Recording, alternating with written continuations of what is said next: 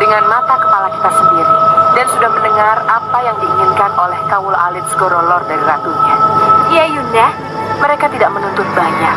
Mereka hanya menginginkan kedamaian, kesejahteraan yang merata, dan tegaknya keadilan yang tidak memihak. Iya Yunda. Dan yang pasti, mereka tidak tahu menahu tentang kasus Tugu Wasesa, Dinda. Iya Yunda Ratu. Itu artinya kasus Tugu Wasesa murni karena kejahilan Ratu Gedeng Permoni. Bukan karena kekecewaan atau rongrongan yang... Di pagi yang hening, angin sepoi-sepoi membelai lembut pantai saat Ratu Kidul dan saudarinya, Ratu Laut Jawa, melangkah tenang di tepi laut. Ombak kecil bergulung perlahan, seolah memberi salam pada kehadiran dua penguasa samudra ini.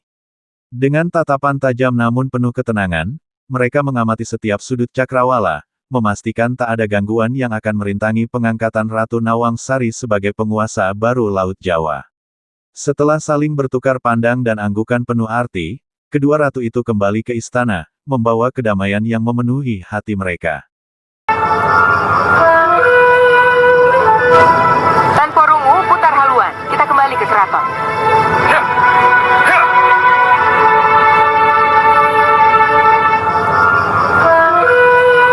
Dan kamu tidak peduli dengan keadaan ibu yang masih ada di dalam Katumenggungan. Lalu kamu kabur ke sini ketika mendengar prajurit-prajurit itu berteriak menyebut nama ibu. Tidak, Denayu, tidak. Tidak, tapi kamu pulang sendiri. Bicara yang jelas, atau ku gambar kamu, ha? Iya, Ki, ya, tapi... Iya apa? Raden, tolonglah saya, Raden. Saya ingin cerita, tapi... Tapi apa? Kenapa kamu berbelit-belit? Awas, kalau ada apa-apa dengan ibu. Sudah, cukup. Bagaimana dia bisa bicara? Kalau kakek dan ibu terus-menerus bicara.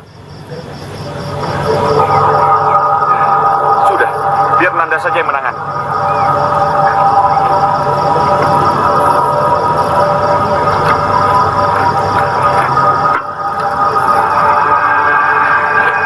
Ayo, minum. Terima kasih, Raden. Nah, sekarang katakan, kenapa kamu kabur? Sebelum menunggu ibu keluar dari Katumenggungan. Apa ada yang membuatmu takut? Atau... Iya, Raden. Ada satu bisikan aneh yang mendorong saya untuk kabur. Bisikan apa itu? Saya tidak tahu pasti, Raden. Tapi suaranya sangat berwibawa sekali. Perempuan itu ke sana! Karena latihan! Iya, dia seperti diwingit!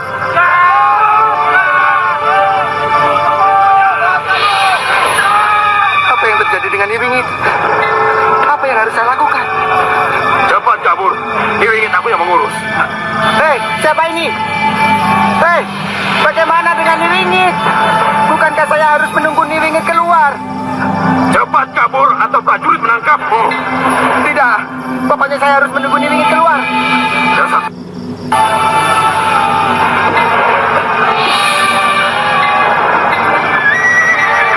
Hei, mau dibawa kemana aku? Mau dibawa kemana aku? Hei, hei, tolong, tolong, mau dibawa kemana aku? Hei, tolong. Namun, jauh dari ketenangan samudra, terjadi keributan di rumah keluarga Seto Satrio. Sang kusir, yang baru saja kembali dari perjalanan misterius bersama Nyi Wingit, pulang seorang diri. Kehadirannya yang tanpa jawaban jelas memicu kekhawatiran, terutama bagi kakek Seto Satrio yang segera menuntut penjelasan. Kusir itu, dengan tubuh gemetar dan wajah pucat, mencoba menjelaskan, namun suara keras sang kakek dan ibu Seto Satrio yang berdebat terus menyela. Seto Satrio akhirnya turun tangan, menenangkan keluarganya agar kusir Ya sudah, tersebut dapat kamu boleh keluar. berbicara. Terima kasih, Raden. Mohon pamit, Raden.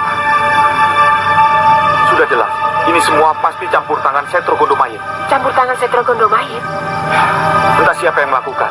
Yang pasti, nenek dan keretanya telah diselamatkan dari prajurit-prajurit Kartapegungan. Kalau memang itu yang terjadi, kenapa sampai sekarang Wingit belum pulang? Hah? Aku sudah pulang, Surolangu. Ibu, Betulkan apa yang saya bilang? ayah.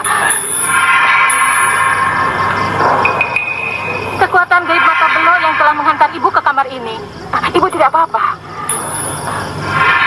Tantri, dan kamu Surolangu. Cerita kusir kereta itu benar. Ratu Gedeng Permoni melalui tangan mata belo telah menyelamatkanku. Dan kusir itu dari para prajurit Katumenggungan. Kalian percaya kan? Iya, Bu, percaya. Percaya. Lalu bagaimana dengan Bayu Samudro, Nek? Ia segar bugar, tidak seperti yang dikabarkan Surolangu. Segar bugar. Segar bugar, tapi kata Bapak, ia sedang sekarat, Bu. Ia bohong. Tapi kusir yang bawa tabib tananku itu yang bicara padaku, Nyi. Tapi kenapa kamu percaya begitu saja berita itu? Maaf, Nyi. Aku mengaku salah. Sekarang, dengar berita yang paling penting. Berita mengenai apa, Bu? Bayu Samudro dan Ayu Sekarsari akan segera menikah. Mereka sedang mencari hari baik. Itu berarti Bayu Samudro akan dikukuhkan menjadi Temenggung. Sama saja dengan hancurnya harapan saya menjadi pewaris Katemenggungan. Tidak, Raden. Kenapa tidak? Perkawinan Bayu Samudro dan Ayu Sekarsari. Dengan suara bergetar dan sorot mata penuh ketakutan, sang kusir mengungkapkan kisahnya. Dalam perjalanan, bisikan dari dunia lain memerintahkannya untuk segera pergi. Ia berusaha kembali dengan kudanya, namun tiba-tiba, kudanya lenyap tanpa jejak, meninggalkannya di tengah kebingungan. Beruntung, Nyai Gendeng Permoni dari Seto Gondomayit muncul dan menolongnya pulang. Nyai Wingit, yang kemudian hadir, menguatkan cerita itu. Ia memperingatkan keluarga Seto Satrio agar berhati-hati dan tidak main-main dengan kekuatan mistis dari Katumenggungan. Ya, itulah yang akan terjadi. Raden jangan khawatir. Apa yang Raden bayangkan akan menjadi kenyataan. Iya, Nek. Saya yakin itu. Kalian ini bagaimana? Apa yang bisa kuharapkan dari kalian kalau belum apa-apa kalian bertindak semaunya sendiri? Minta maaf itu mudah. Tapi apa jadinya kalau sampai Katumenggungan tahu bahwa kalian mata-mataku? Dan apa jadinya kalau sampai Katumenggungan tahu tempat persembunyianku hanya karena kalian? Semua itu bukan karena kesalahan kami, Raden. Lalu karena kesalahan siapa? Kesalahan perempuan yang disebut Niwingit oleh para prajurit Katumenggungan. Niwingit? Iya, Raden. Kenapa kamu bisa sebut-sebut nama Niwingit? Apa kalian tahu siapa Niwingit itu sebenarnya? Tidak tahu, Raden. Tapi Niwingit itulah yang menyebabkan penyamaran kami terbongkar. Bagaimana Niwingit bisa terlibat dalam penyamaran kalian? Tidak tahu, Raden. Tahu-tahu dia ikut masuk dengan menjogok penjaga. Dan kami tidak tahu kemana ia pergi. Lalu terjadi keributan, dan kami ditangkap. Dan pukulan bertubi-tubi dari Pandai Gajaga membuat penyamaran jadi terbongkar. Tapi aku tetap heran. Kenapa Niwingit nekat datang ke Katumenggungan? Sama seperti yang kita lakukan. Mencari informasi tentang keadaan Bayu Samudro dan tentang perkembangan Katumenggungan. Kalau Wingit berjuang untuk Seto Satrio, maka ibu juga akan berjuang untuk Raden. Sudahlah, Bu. Perjuangan ibu sudah cukup. Tidak. Ibu akan kembali berjuang. Ibu akan menyamar masuk ke Katumenggungan. Dan ibu sendiri akan membunuh Ayu Sekarsari dan Bayu Samudro. Tidak, Bu. Saya tidak mau ibu nekat datang ke Katumenggungan. Itu bahaya besar kalau ibu ke sana. Ibu akan pura-pura minta maaf pada Ayu Sekarsari. Tidak mungkin, Bu. Atau ibu akan menyamar sebagai bakul jamu. Dengan jamu akan kuracuni mereka. Itu lebih tidak mungkin lagi, Bu. Tidak mudah masuk ke Katumenggungan, apalagi setelah peristiwa Wingit. Lalu apa yang harus ibu lakukan? Haruskah ibu diam dan tidak berbuat apa-apa? Jangan khawatir, Denayu. Apa yang Denayu inginkan, Rawakalah yang akan melaksanakannya. Tapi, sebelum melaksanakan tugas, izinkan saya untuk menghukum adik saya yang salah langkah. Iya, Raden Ayu. Biar saya hajar dia. Tidak, Rawaka. Rupaka dan Rupakira tidak bersalah. Keadaan yang membuat mereka menjadi seperti itu. Tidak. Tidak ada yang perlu disalahkan. Terima kasih, Raden Ayu. Pengampunan inilah yang sangat kami harapkan. Ampun, Raden. Ada sesuatu yang harus saya laporkan. Laporkan apa? Ada seorang pendekar yang menerobos memaksa masuk ingin menemui Raden. Siapa namanya? Itulah Raden. Dia tidak menyebutkan namanya. Di tempat lain, Raden Sombo menghadapi ancaman besar. Pasukan bayarannya terkepung oleh prajurit Kaku Temenggungan, sementara ia sendiri diliputi kebingungan tentang langkah selanjutnya. Saat ia termenung, seorang pendekar misterius muncul, mengamuk dan menuntut bertemu dengannya. Terkejut, Raden Sombo keluar dan mendapati bahwa sosok itu adalah gurunya yang telah lama hilang. Keduanya segera masuk ke pesanggerahan, mempersiapkan diskusi yang akan mengubah arah permainan. Mundur! Katakan pada Raden Sombo, kalau aku ingin bertemu dengannya.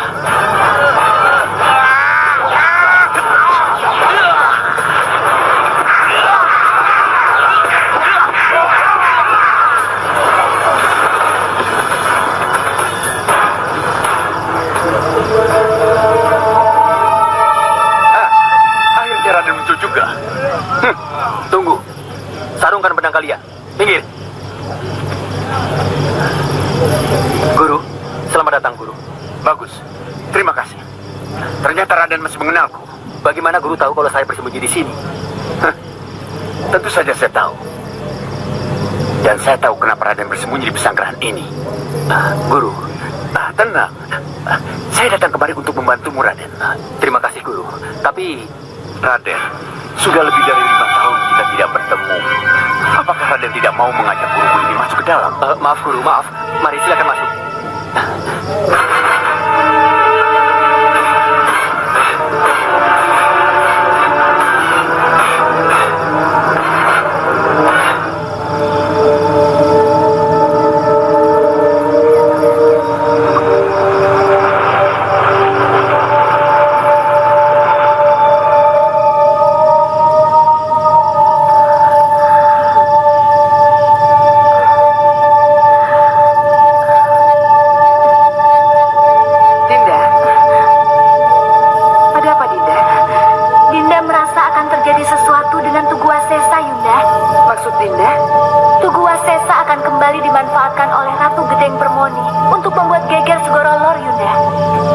Mungkin saja, Dinda.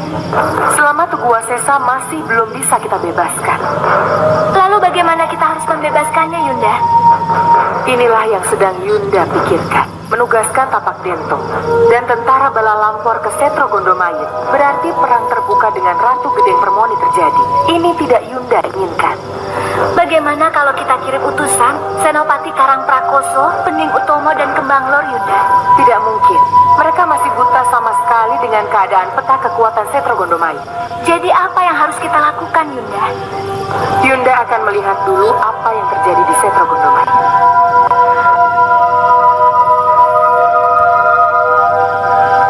Sementara itu, Ratu Kidul menyelinap diam-diam ke wilayah Seto Gondomayit. Matanya menyaksikan pemandangan mencengangkan, Tugu Wasesa, dalam kondisi terbelenggu, sedang dipindahkan ke lokasi rahasia untuk dilatih menjadi lebih kuat. Meski dengan segenap tenaganya Tugu Wasesa mencoba memberontak, ia dengan mudah dikalahkan. Kemarahan Nyi Gendeng Permoni meledak, tak terima dengan kegagalan anak buahnya dalam menundukkan Tugu Wasesa. Lepaskan aku! Lepaskan aku!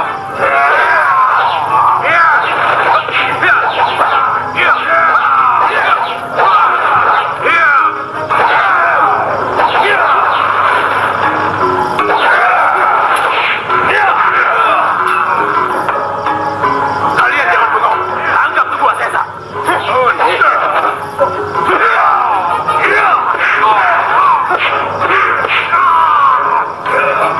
Lapor pada Nyi Ratu apa yang terjadi, biar Tugu Wasesa aku yang menghadapi. Baik. Apa kamu bilang? Tugu Wasesa mengamuk. Dia tidak mau dibawa ke sini dan kalian tidak mampu memaksanya. Masa menangani Tugu Wasesa saja harus aku sendiri yang turun tangan?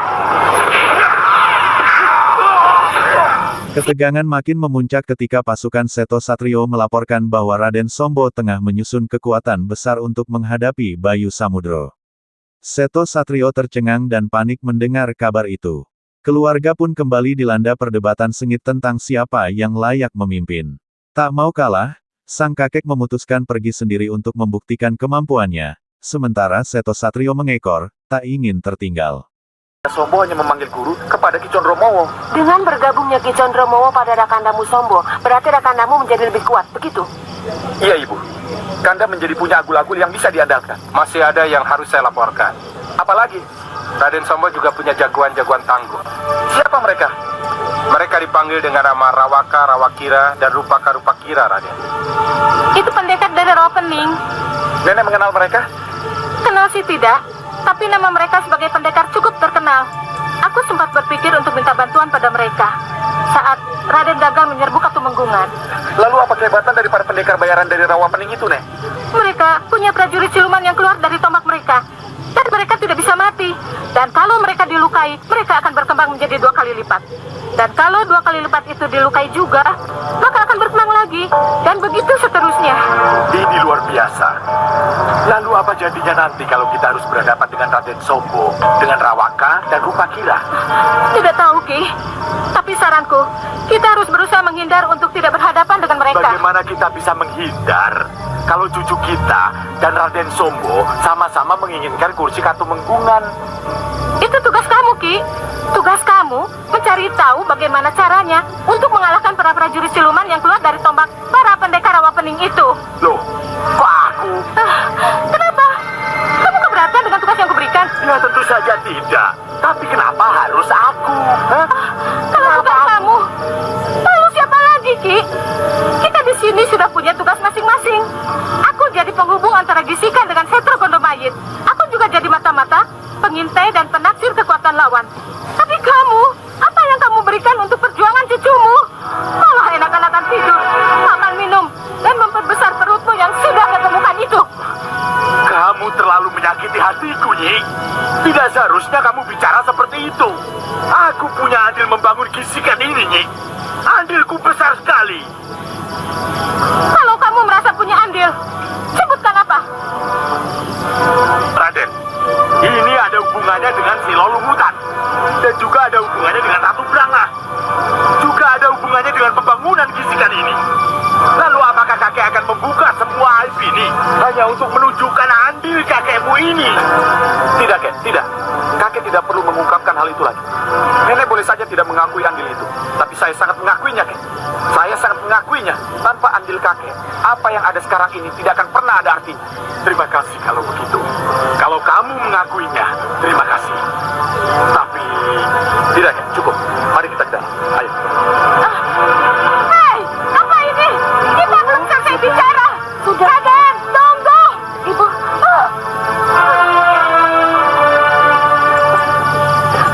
Maaf, kalau pertemuan ini tidak terarah. Kalian boleh pergi. Mohon maaf, Raden. Iya. Aku sakit hati. Sakit hati, cucuku. Kenapa nenekmu selalu menganggap aku ini orang tak berguna? Saya tahu, Kek. Saya tahu. Sekarang minum dulu. Tapi akan menjadi sangat memalukan kalau hanya karena kesal kakek membongkar rahasia ngipri saya dengan Ratu Branga. Saya tidak mau kalau orang tahu semua kekayaan ini karena saya memuja, Kek. Iya, hampir. Hampir saja terlepas. Tapi kamu tahu kan, kakek punya andil. Di Istana Laut Jawa, Tapak Dento, prajurit terbaik Ratu Laut Jawa, tengah melatih pasukan dengan seni bertarung tingkat tinggi. Usai latihan, ia menerima tugas penting, menyusup ke Seto Gondomayit. Dalam bayang-bayang, Ratu Kidul terus mengawasi, menyimpan rahasia yang lebih gelap. Ia tahu bahwa di tempat pelatihan rahasia itu, Nyi Wingit tengah mengubah Tugu Wasesa menjadi senjata mematikan, makhluk buas yang kelak akan menjadi momok bagi siapapun yang berani menentang mereka. Paham? Itulah andil dan jasaku, Nyi. Jasaku. Jadi aku tidak sekedar tidur, makan, minum hanya untuk membesarkan tubuhku ini. Aku juga berjuang, Nyi. Dan sekarang aku akan kembali berjuang. Berjuang untuk mengetahui rahasia, kematian dan kekalahan prajurit siluman yang keluar dari ujung tombak para pendekar bayaran dari Rawapening itu. Selamat tinggal. Bapak mau kemana? Aku akan pergi, dan aku tidak akan kembali sebelum mendapatkan rahasia bagaimana bisa mengalahkan para prajurit siluman itu agar bisa mati. Tapi, Biarkan saja. Kakek, tunggu, Kek. Seto. Ibu ini bagaimana?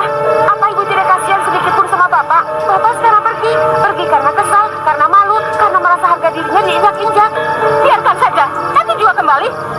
Ibu kenapa harus selalu begini?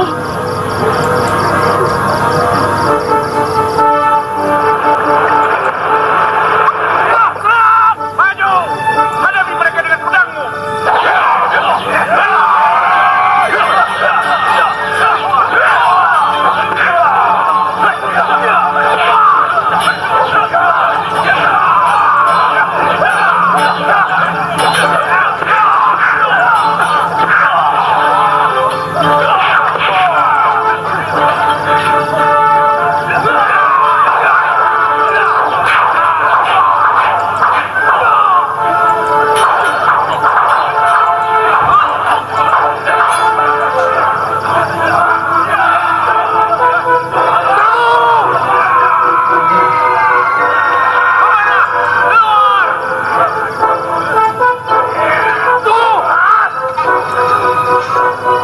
Kalian sudah terkepung!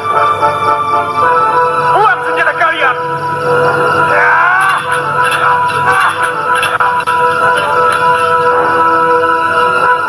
Bagus, bagus.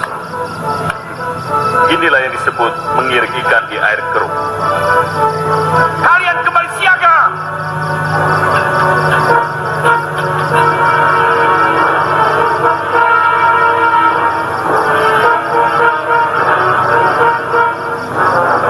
Latihan ini harus kita praktekkan kalau suatu saat nanti ada musuh yang mengulang masuk ke Stingel. Bagus. Senopati Tapadendo. Latihan hari ini sudah hampir sempurna. Bagus. Terima kasih telah memberi siasat menggiring ikan ke air keruh. Tata ruang keraton Skorol memang sangat tepat untuk mempraktekkan teori sederhana yang telah saya berikan kepada Adi Senopati berdua. Dan berterima kasih juga lah kepada para prajurit yang telah membuat latihan ini menjadi seperti perang sebenarnya.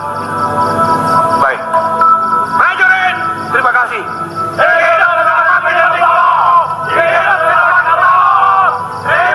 Tapak Dento. Tapak Dento. Nyedong daun Kanjeng Ratu. Kesetinggil Tapak Dento. Ada sesuatu yang harus kita bicarakan. Ajak Karang Prakoso, Pending Utomo, dan Kebangla. Baik Kanjeng Ratu. Kita ke Stingel. Baik, kakak. Di Istana Laut Jawa, Tapak Dento, prajurit terbaik Ratu Laut Jawa, tengah melatih pasukan dengan seni bertarung tingkat tinggi. Usai latihan, ia menerima tugas penting, menyusup ke Seto Gondomait. Dalam bayang-bayang, Ratu Kidul terus mengawasi, menyimpan rahasia yang lebih gelap. Ia tahu bahwa di tempat pelatihan rahasia itu, Nyi Wingit tengah mengubah Tugu Wasesa menjadi senjata mematikan, makhluk buas yang kelak akan menjadi momok bagi siapapun yang berani menentang mereka. Sebagai Tapak Dento, Senopati Laut Kidul. Saya mengerti Kanjeng Ratu. Karang Prakoso akan mendampingi, tapi dia tidak boleh masuk. Dia hanya boleh berjaga di luar gua untuk menjaga segala kemungkinan Tapak Dento. Ngestoaken dawuh Kanjeng Ratu. Berangkatlah. Sendiko dawuh Kanjeng Ratu.